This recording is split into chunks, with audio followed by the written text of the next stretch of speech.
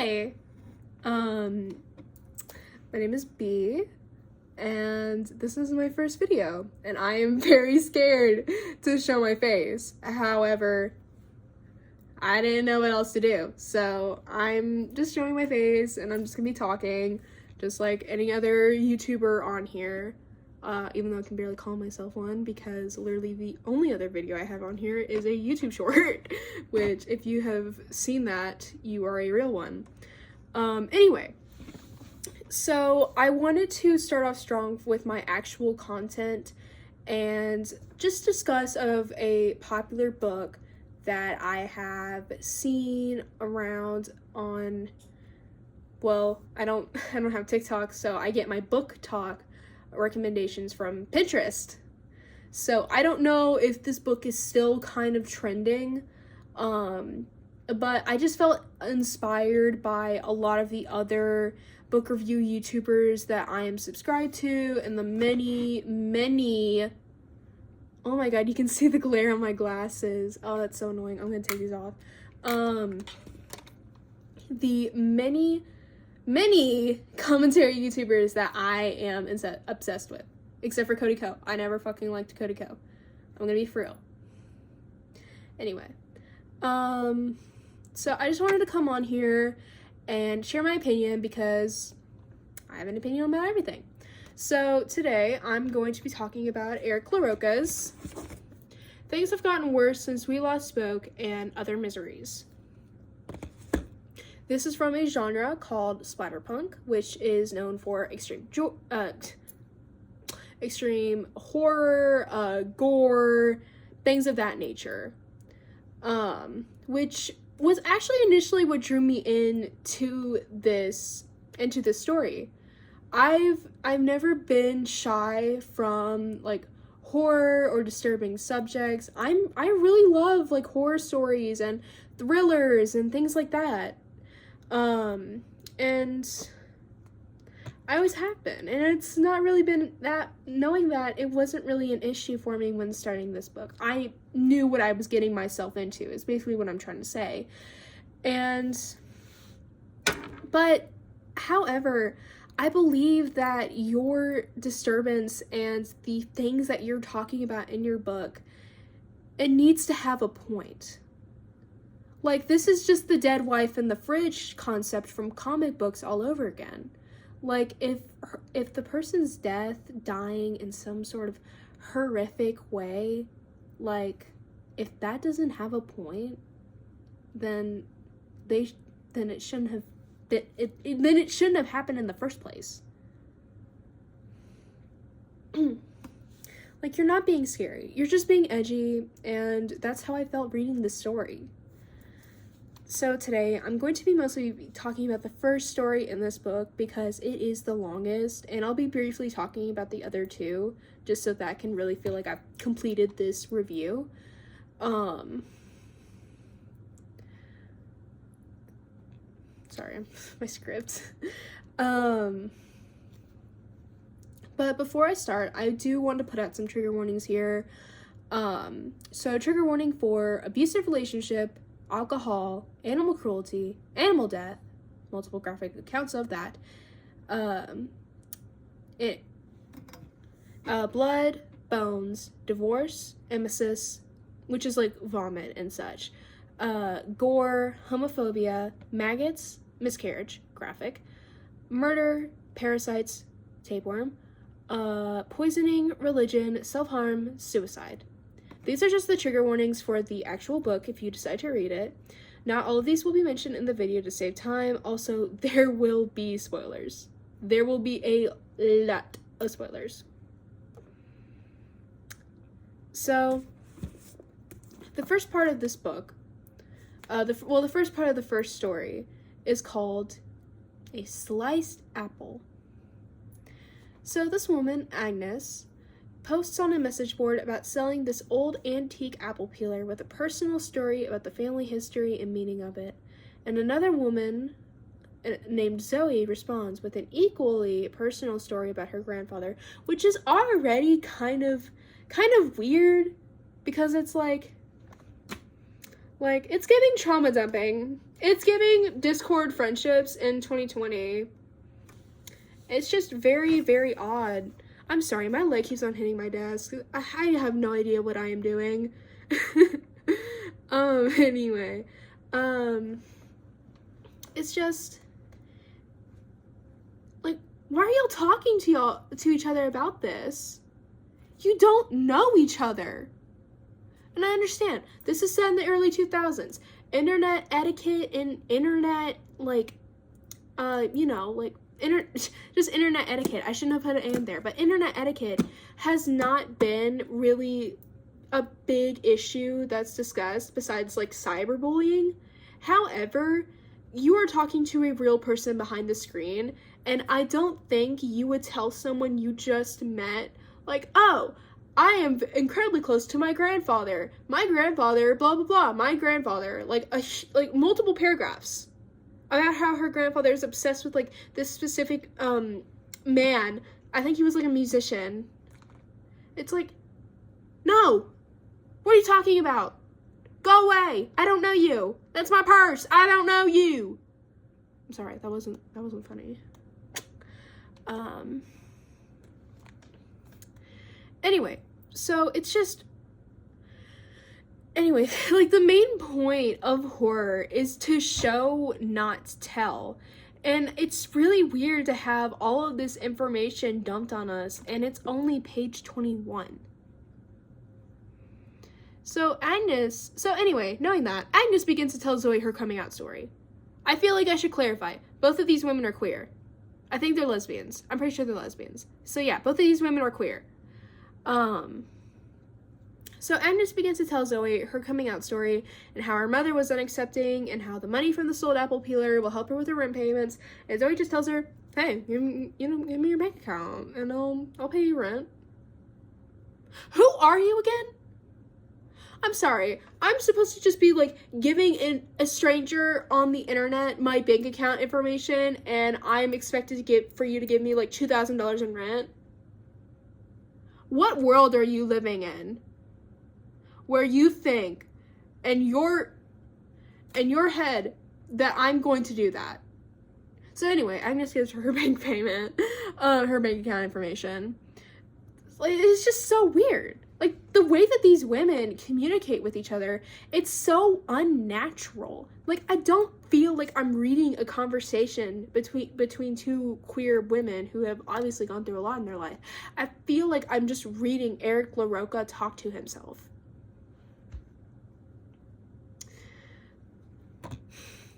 Anyway, so Agnes accepts this random act of kindness by Zoe, and I say that with quotations because I know how people with money and by proxy power work.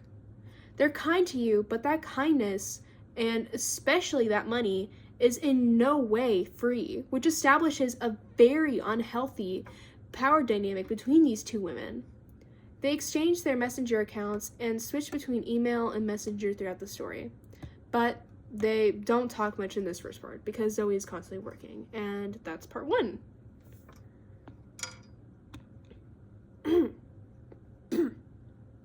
Excuse me. So the second part is called, What Have You Done Today to Deserve Your Eyes? That kind of ate, not gonna lie. I thought that was kind of good. So this phrase comes from Zoe's father, who she said would say this to her because we often take things like our eyesight for granted, even though we can lose it at any time, anywhere, as long with our other bodily functions. I will admit, I liked that. I thought that was good. Because not only objectively, like, that's true, like, that's right, you can just lose these things at any point in your life. But the creepy turn of phrase, I really appreciate it because this is truly when we begin to get into the meat of the story. Like, this is when everything gets super juicy. So Zoe tells Agnes she wants her to deserve her eyes.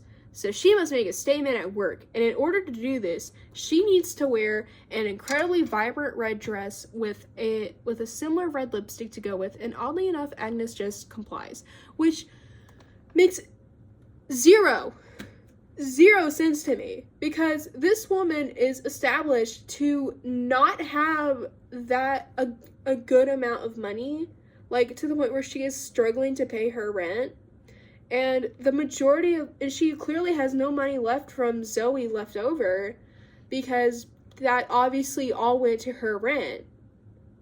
So where is she getting the money to get a whole new, most likely expensive ass dress and lipstick in an especially expensive color as well?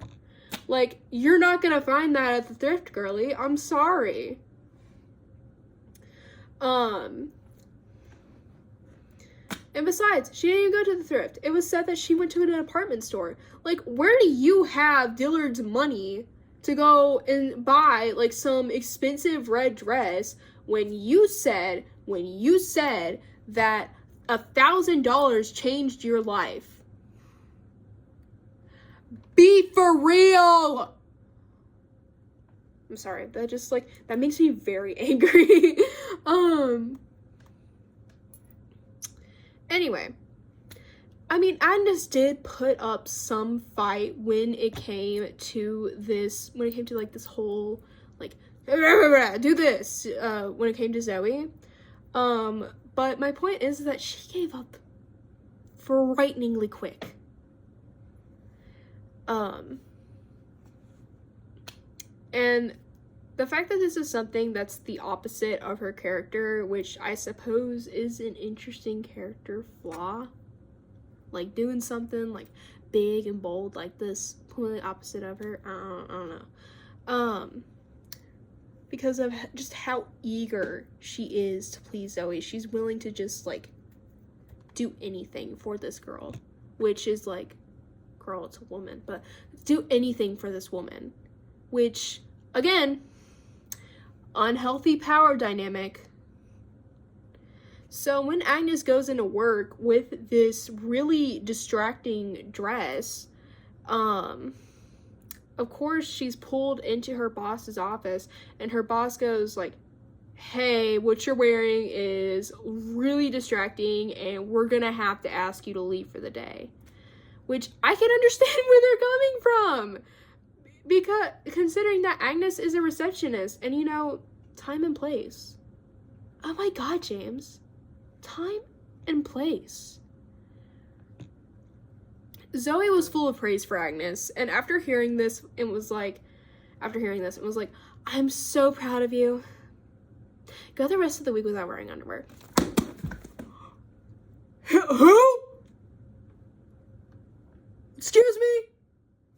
Are you talking to me? You're telling me, after I did that for you, you're telling me to not go the rest of the week without wearing underwear when she literally went through, like, so much mental anguish just wearing a damn dress? Are you of this world? Do you go outside? Anyway, no elaboration. No. Like, didn't even, like, praise Agnes, really. She was just like, I'm really proud of you. Do this. Do this now. Who are you? Who are you? Sorry. So anyway, when they're on Messenger later that night, things get spicy. And I hated every second of it. I don't really like reading spice in books. I'm not big on sex scenes. I don't like it. I skip it. I'm sorry. That's who I am as a person. I'm here for blood and guts. I'm not here for the how do I like show that? Like, I'm not here for the sexual activities. I'm not here for the devil's tango.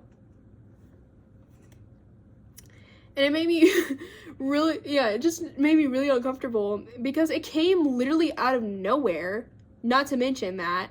And it stopped just as fast, which is very common in their conversations. During this, however, Zoe mentions that she is afraid of her own thoughts, which is just, wow. You're 25. Your brain is fully developed. and you are depending on a random woman who not only is younger than you. I think Agnes, from what I can remember, Agnes is at least 23. You are depending on her to, like, tell her all of these things that Agnes, honestly, is not licensed to handle. Like, hold on. Let me try and find it. Let me try and find what exactly Zoe was talking about.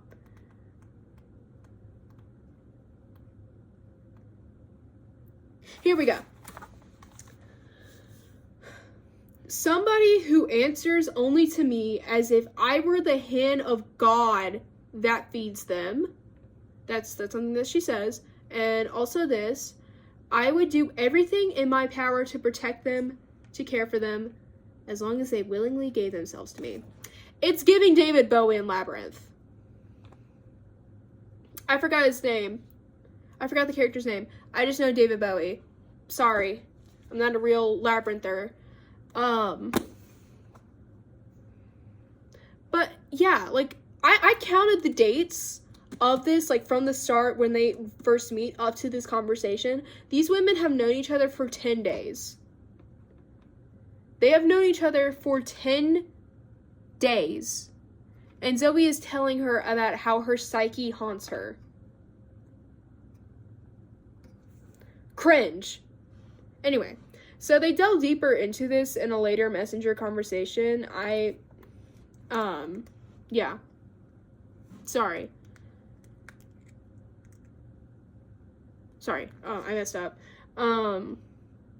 Anyway, and Agnes, like, just willingly accepts this treatment, like, you could tell from, like, the highlighted parts that I said before. Agnes, like, when Zoe, like, these women are the same. They are basically the same character. That's why I keep on messing up their names. Anyway, this is raw, unfiltered, video. And it's how you know. It's how you know you're gonna get true content from me, alright? So anyway, Agnes was like, I mean, that sounds good to me. And Zoe was like, for real? And I said, yeah, hell yeah.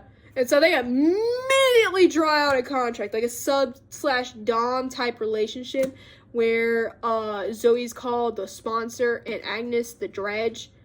And that's the end. That's the end of part 2 of the story. So anyway, the third part of this is called A Salamander from the Park, which we learn very quickly why. The newest task that Zoe gave Agnes was to leave her underwear, her underwear in her company bathroom, somewhere it could be easily found.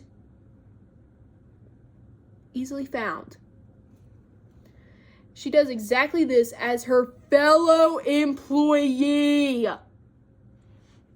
walks in and caught her straight in the act, and of course her colleague is like, hey girl, what the hell are you doing?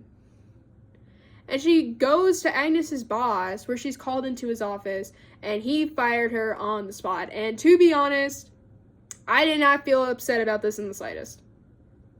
I did not feel bad about Agnes. I'm sorry. I didn't. Like, you're gross. That's nasty. Like, and that might even be a biohazard. I don't know.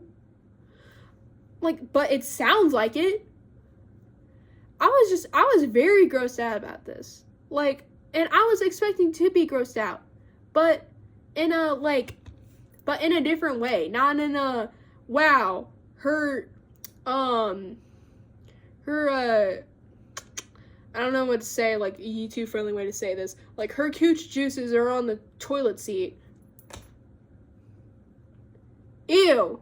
I could read that. If I wanted to read that, I would pick up, like, Haunting Adeline or something. Not this. Anyway. So anyway, upon hearing this, Zoe begins to give Agnes an allowance of $1,500 a month, which makes me think did she get Agnes fired on purpose so that she could, like, make this power dynamic even unhealthier? Because now Agnes is literally dependent on Zoe for her well-being. Like, even before, like, Agnes didn't really have that much independence just as a person, because she was very clearly craving affection due to her not being able to talk to her mother anymore. So when Zoe swooped in and was like, have money, have confidence, do this, Agnes immediately was like, you are going to be in my life forever because I have literally nothing else besides work. And I don't know if this moment is like, if this is a, oh yeah, that's a very bad plot hole moment, or wow, congrats, B, you just found out about what media literacy is. But anyway.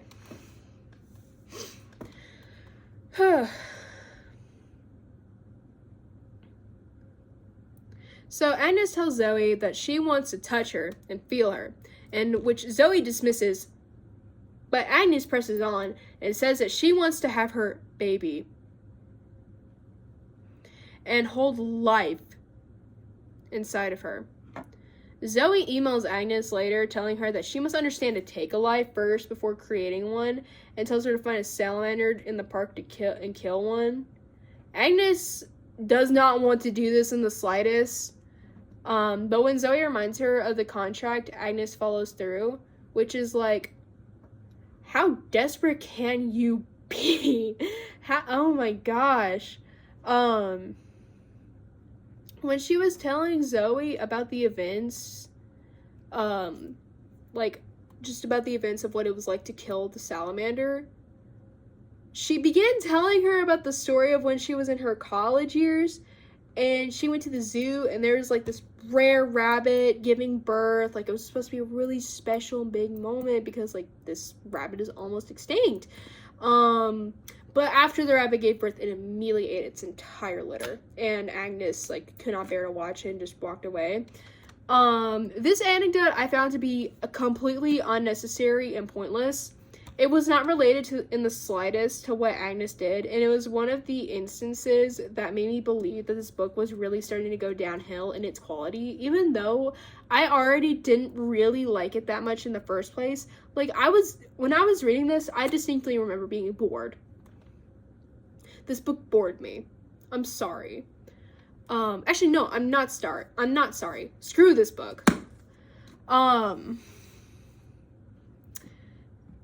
Anyway, so Agnes signs off with the desire to end their relationship and contract, which Zoe agrees with. And this is the end to part 3.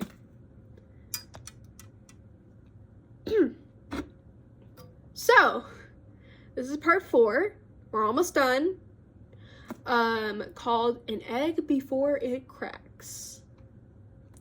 Agnes emails Zoe again a month later, apologizing for her past behavior and rejecting Zoe's kindness, which, again, not kindness. You are being manipulated. You have an unhealthy power dynamic. Block her. You don't even know where she's from.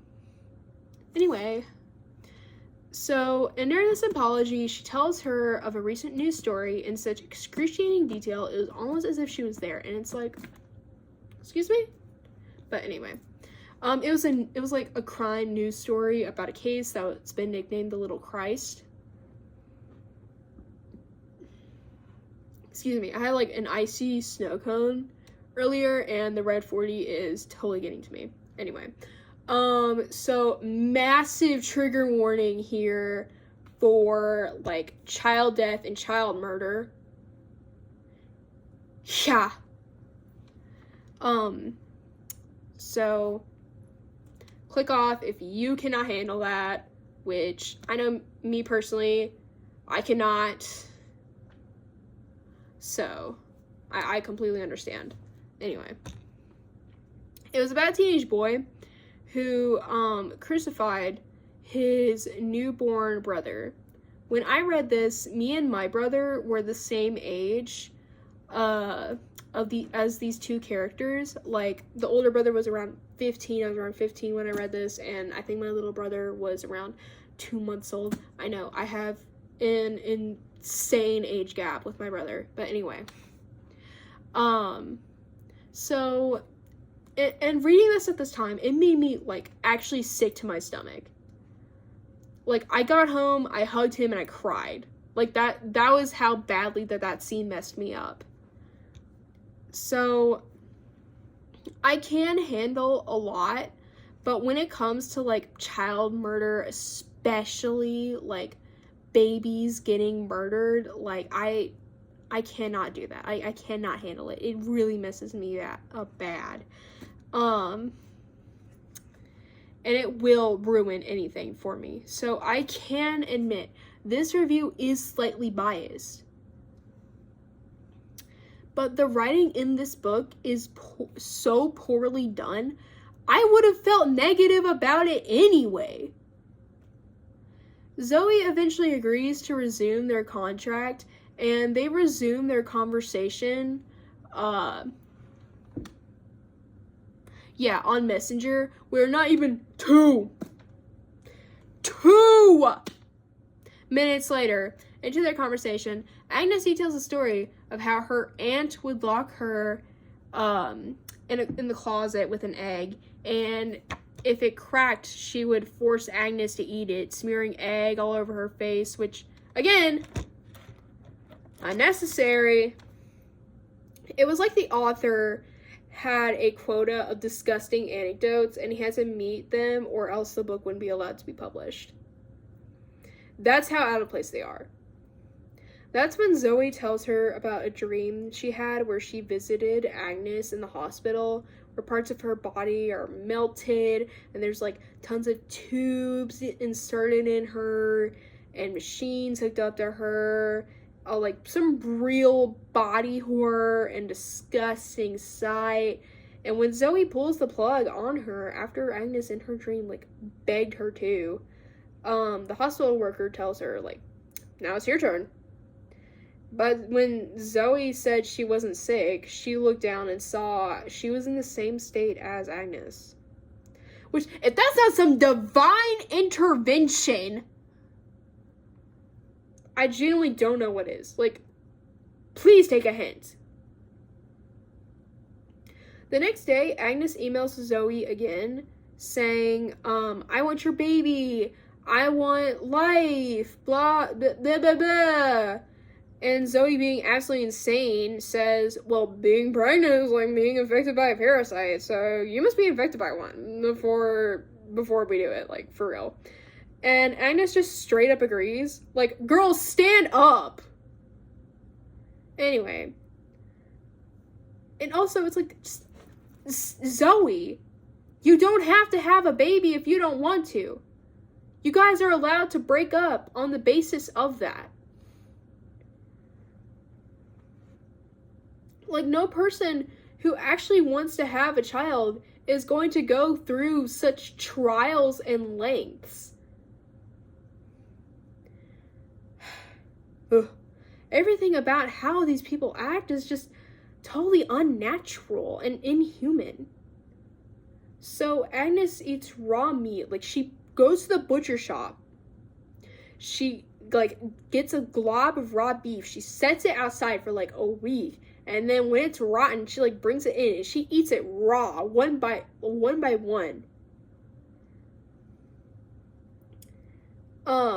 Which is, like, one of the most insane things I've ever said. However, she said, with great disappointment, mind you, that it didn't seem to work. And when she went to the grocery store, she saw a priest run over a cat, described its carcass in excruciating detail, and when she told the man, like, hey, you ran over that cat, he responded, like, doesn't matter, and she's typed, like, this is me quoting right now, the answer's no. The answer's always no. These constant stories of disturbance Agnes tells Zoe often feels like they have no point, and she jumps through hoops to connect them with her current situation. Like, give Agnes a gold medal for her mental gymnastics. Anyway, this is the end for part 4. So this is the 5th and final part of our first story. We've made it. Give yourself a pat on the back. Already 30 minutes into this. Not gonna lie, I'm proud. You know, I'm becoming like a real, commentary YouTuber with this thing, man. Anyway, so this is part 5. It's called Gracious Host. Guess why? I want you to give a good guess why it's called Gracious Host. Anyway, sorry, I had to serve face for a second. So this is the 5th and final part of our first story. Thank God. Agnes begins with an overjoyed message to Zoe describing her unbearable abdominal pain, which she is eternally grateful to Zoe for giving her. And Zoe at this point is completely apathetic to Agnes's joy. She only responds to, "Are you happy with, as long as you are?"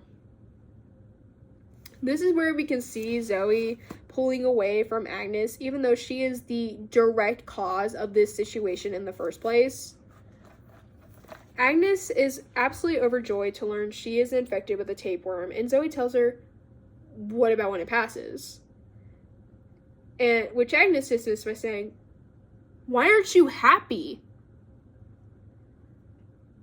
And Zoe says, "I'm happy for you, but I don't want you to be hurt." Like, liar! Liar! That is a lie. Yes, you do. You have done nothing but hurt her throughout this entire book. You made her kill an animal, for God's sake. Like, you are the reason why Agnes is to this point in the first place. It's just now she wants to backtrack because she's now seeing the consequences of what she's done. She emails Agnes the next day basically saying, like, "You're insane. Our contract is null." And Agnes responds basically how you would imagine a woman would respond if her baby daddy left her. And Zoe just says again, like, "You're sick. You need help. I can't love you when you're like this." And Agnes responds, but Zoe has stopped responding at this point. She details the process of the tapeworm passing through a series of short emails, and when it does eventually pass, she cradles it on the bathroom floor, calling it a hymn, and saying, "He has your eyes and your smile." Revolting. The story finally ends with Agnes cradling the child in her arms and with the apple peeler in her hand, and it ends with it insinuating that she stabbed her eyes out using it. That's it. That's it. I'm sorry, that's it.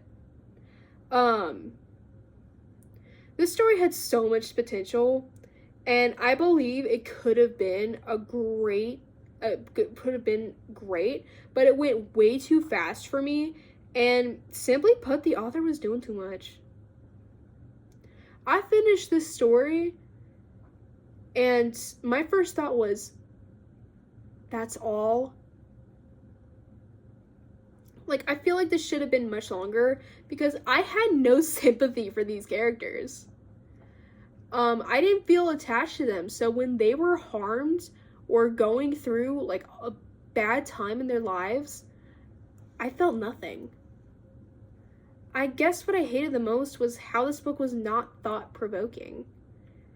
Like, my process for this was, oh, her mom is homophobic? That sucks. Oh, this relationship is toxic. Okay? I couldn't care less about these people, and that's why the shocking parts weren't shocking at all. They were just annoying. Like, Zoe went from, "I care about you," to, "Smash this lizard into the park! Do it if you want a baby with me! Do it now!" Like, I don't know you. Like, I don't even think they shared their last names. Anyway, yeah, I had a lot of hope for this, but frankly, I was disappointed. Okay, so this is the second story in the book, and it is called The Enchantment. Again, like a little reminder of the trigger warnings. This also contains like suicide, depression, tons of religious themes in this one specific short. Hold on. Sorry. That icy is killing me, man. Okay. So the second story in this book is significantly shorter to our first story, but that won't stop Eric LaRocca. No. Things get worse quicker in this one. Quick reminder. Yeah, no, I already gave the reminder. This story is following a married couple, Olive and James, and their son Milo. James is not Milo's biological father. His parents are divorced, and James is his stepdad. It starts out with Milo's birthday, and we can tell, like, right off the bat that Milo is very much so struggling, at this point in his life, which makes sense. He's a teenager, he's around 17, like, we go through it, you know, I get it, you know, like, he's very short with his parents, and he's quick to isolate himself from others, and in the later chapter, he ends up, you know, I don't want to say it, he ends up doing that to himself, but, like, in the most ridiculous way possible. He crucified himself. There was no indication or proof that he was helped. So how exactly did he do that? What did he do when he nailed the first hand? We don't know. How are we supposed to know? What? What's your point, Eric? Okay, so he crucified himself. How?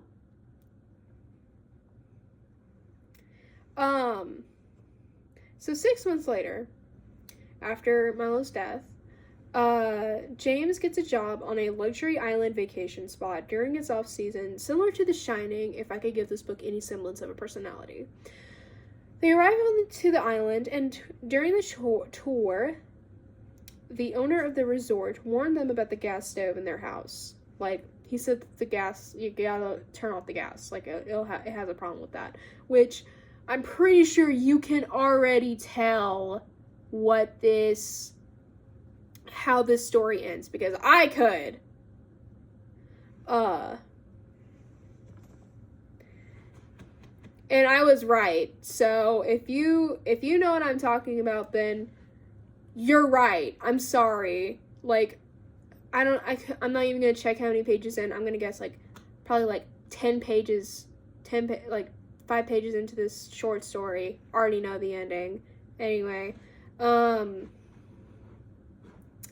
so eventually a horrible storm hits the island, and they're cut off from their weekly food supply and all outside world contact. And then all of a sudden, basically this guy just, like, randomly showed up after Olive mentioned that James left the gas on, and James does not fuck with this dude. He's, like, freaked out by him, and after being interrogated by Olive, it's revealed that he was a child from James' previous marriage, and Olive immediately uses him as a replacement Milo. Like, I'm not a mother. I can never understand the intricacies that you go through whenever you lose a child. So, this wasn't exactly like, I'm sorry, my back is bleeding. I don't know why. I'm gonna go keep on recording anyway.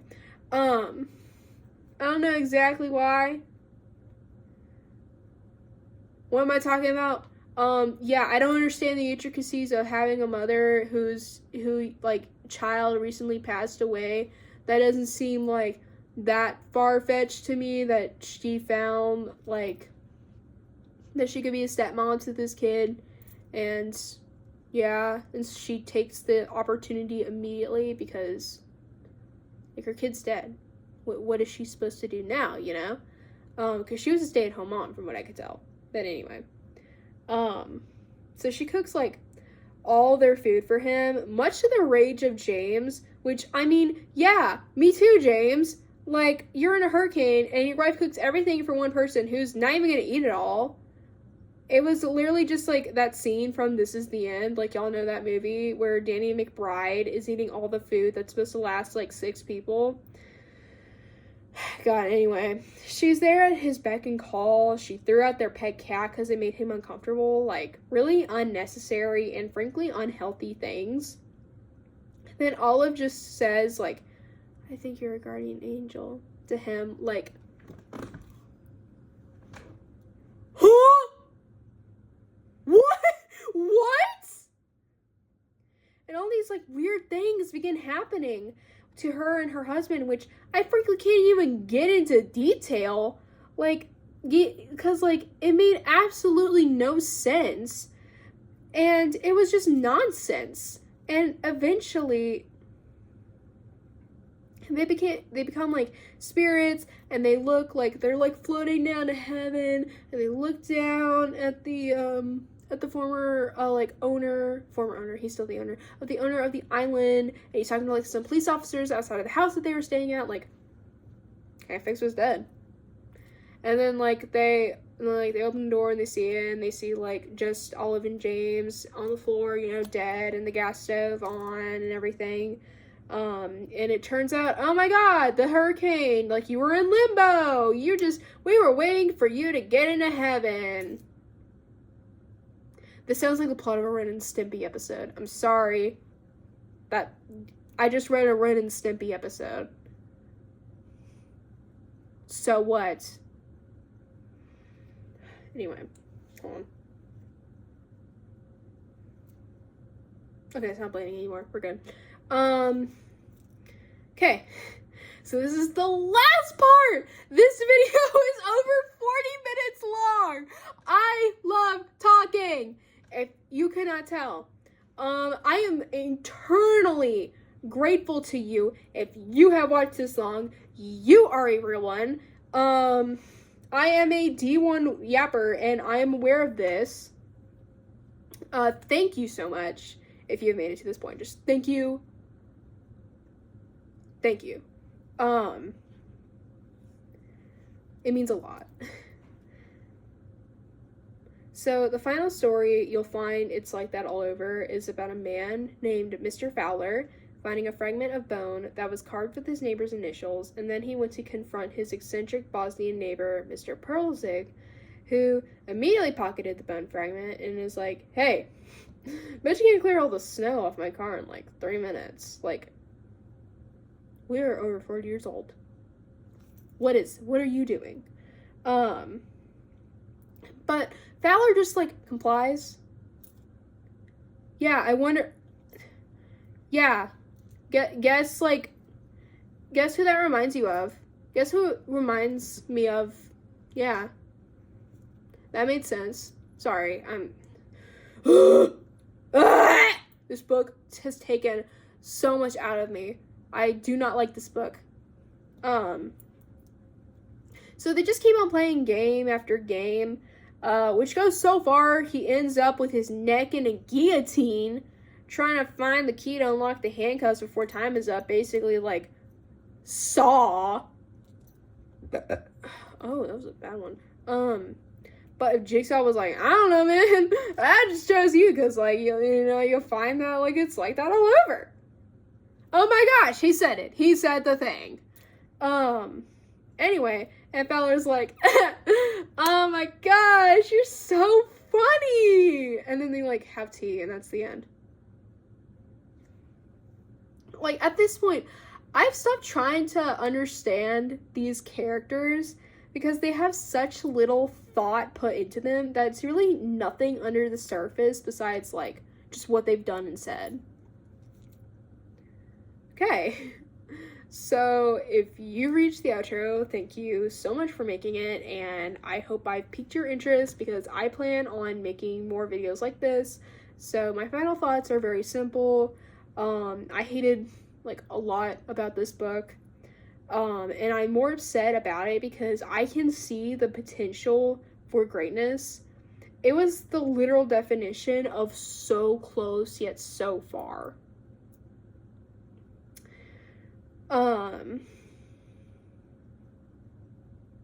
I was excited to be introduced to this author, and however, after this, I do not want to read his other works. The problem was not really how disturbing or disgusting it was, it's just that it's unenjoyable and poorly written. No hate to you whatsoever if you enjoyed this work. This simply wasn't for me, but don't be upset if I don't take your book recommendations. Again, thanks for watching, and